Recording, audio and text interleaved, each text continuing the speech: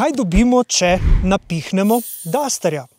Ja, seveda, Bigsterja.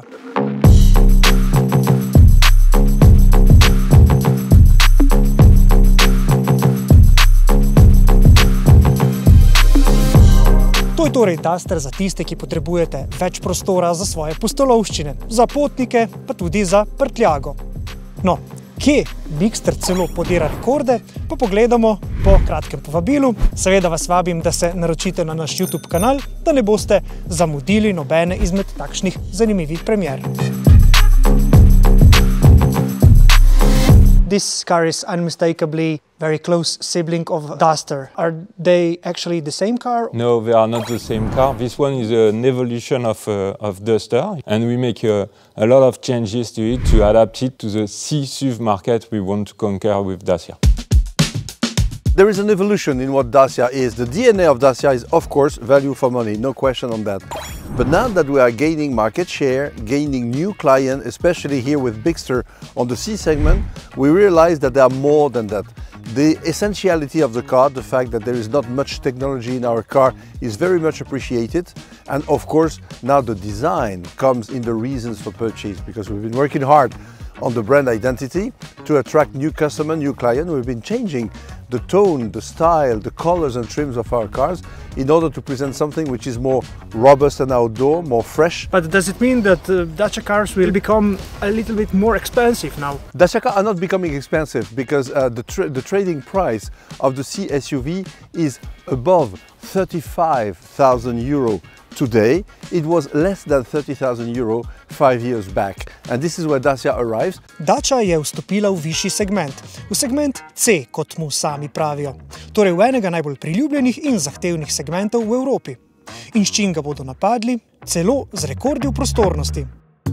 Bigster namreč v primerjavi z Dusterjem prinaša dodaten prostor v potniški kabini in prtljažniku. Seveda sem z velikim zanimanjem sedel na zadnjo klop in poglejte, tukaj je zares veliko prostora. Dovolj ga ostane po višini, pa tudi za kolena. Poglejte, ga ostane še zares veliko. No, obenem pa je tudi naslon zadnje klopi pomaknjen nekoliko bolj nazaj, bolje položen, zato da je tukaj sedenje bolj udobno. No, vsekakor lahko sklepam, da bodo tukaj zadaj zelo udobno potovale tudi višje rasle osebe. No, drugi, skoraj rekord pa Dacia obljublja v prtljažniku, ki ga lahko po novem, poglejte, električno odpiramo. Prostor tukaj zadaj je že zdaj zelo zajeten, za prevoz zares dolgih predmetov pa lahko zadnjo klop zdaj zelo preprosto zložimo s tema dvema ročicama in tako dobimo 2,7 metra skoraj povsem ravne površine. V prtljažniku imamo tudi enega izmed priročnih pritrdišč Daciinega sistema U-Clip. U-Clip is this thing. You have some little points here all around the car. So you have one here, you have inside the cabin. And this point is a universal point. It means that you can plug in any of the accessory we develop for U-Clip. Sicer pa je prednji del notranjosti skoraj v celoti povzet po Dusterju. Tukaj še vedno precej takšne robustne, trde plastike, pa čeprav pri Daci pravijo, da so jo nekoliko omehčali. Digitalna pismenost je precej na višjem nivoju od pretekle generacije Daciinih vozil. Tukaj je tudi nekaj robustnih, celo pralnih materialov. No, glavna razlika v primerjavi z Dusterjem pa je ta sredinska konzola, ki je zdaj precej dvignjena in prinaša nekaj, morda pa lahko rečem celo premijskih občutkov. What we did it à la Dacia, as we say, meaning that we made our interpretation of C-SUV needs, so no massage seat, no 120,000 settings for everything, just the essential that we believe the C-segment customer needs and will appreciate here. How do you actually decide what will be the price of the car? What is the right price for your kind of customers or even to gain new customers? When we make a car, we work with a methodology that we call design to cost, which is to say that first we define what will be the price of the car. In this case, we said 25,000, and for the hybrid, 30,000. And then we start, only then we start designing the car, cut it into pieces, and each part, each piece has its own budget. And the engineers and the design and the suppliers, they start to work and develop the part, but the price of the part is written on the wall. This is something that is not negotiated afterwards, etc. Give you an example. We have an electric tailgate. We gave a budget and they could not develop it in the budget for months. And one day they came, hurrah, we have found, this is a unique solution. It's only one engine on the tailgate because they had to respect the budget. It works perfectly and this is the design to cost. Še več detajlov notranjosti, pa tudi zunanjosti, kjer je Dacia uporabila poseben material z nazivom Starkle, pa vam ponujamo v ločenem prispevku na zgornji povezavi. Zdaj pa se lotimo še Bigsterjevih pogonov. 4 različice so na voljo, v vseh primerih z vsaj blago pomočjo električne energije. Sprememba pa je doletela hibridni pogon z vrha ponudbe. Če je bencinski del hibridnega pogona pri Dusterju predstavljal 1,6-litrski motor, so pri Dacii zdaj uporabili 1,8-litrski motor. In seveda nas zanima, kaj je botrovalo tej odločitvi. The first thing is because this car obviously is a bit heavier than the previous one. So we needed more power, more torque. This new unit is very new for Renault Group, and the first one to take it is Bigster.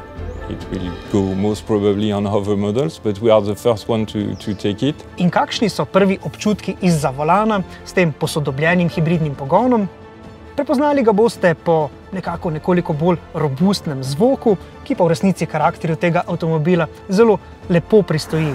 No, sicer pa je ta pogon, tako kot je bil že 1,6-litrski, zelo uglajen, deluje že nekako kot bi vozili klasičen avtomatski menjalnik. No in kar je najboljše, pri Dacii obljubljajo, da se bomo rabili po njegovi zaslugi manj ustavljati na bencinski črpalki. So basically it's really based on the one we have on Duster. We just rebore the engine and we improve both the capacity of the battery, coming from 1.2 to 1.4 kilowatt-hour. This brings two things. This allows, obviously, with the new engine, which is also direct injection, to save efficiency, to bring more power, more torque, but also, and this is a really important thing for everyone, it's also allow us to improve the global efficiency of the engine, both by direct injection, but also this increase in the power available allow us to rework how the car decides to store electrics, to give you back some electrics when you need it, leading to a real saving, about 5 to 7% CO2 or consumption saving for the final customer. Štirikolesni pogon je tako kot pri Dusterju na voljo le s turbobencinskim trivaljnikom. For the 4x4 we are exactly the same as Duster. Our CEO already announced end of this year we'll go to a full brand new 4x4 system with electric motor on the rear. So we choose not to invest a lot on the current one and to work a lot on this new one, you will discover soon. Bigster bo torej svojo preprosto zasnovo in predvsem prostornostjo skušal nagovoriti zelo racionalne kupce svojega segmenta. A to seveda ne pomeni, da ta avto ni namenjen pustolovščinam ali pa kampiranju. Seveda, Bigster je na voljo tudi s posebnim spalnim paketom. Poglejte, lahko ga spremenite v avtodom s takšno udobno posteljo in pa nekaj odlagalnega oziroma shranjevalnega prostora spodaj pod to posteljo, lahko pa ga seveda spremenite tudi v takšno mobilno pisarno.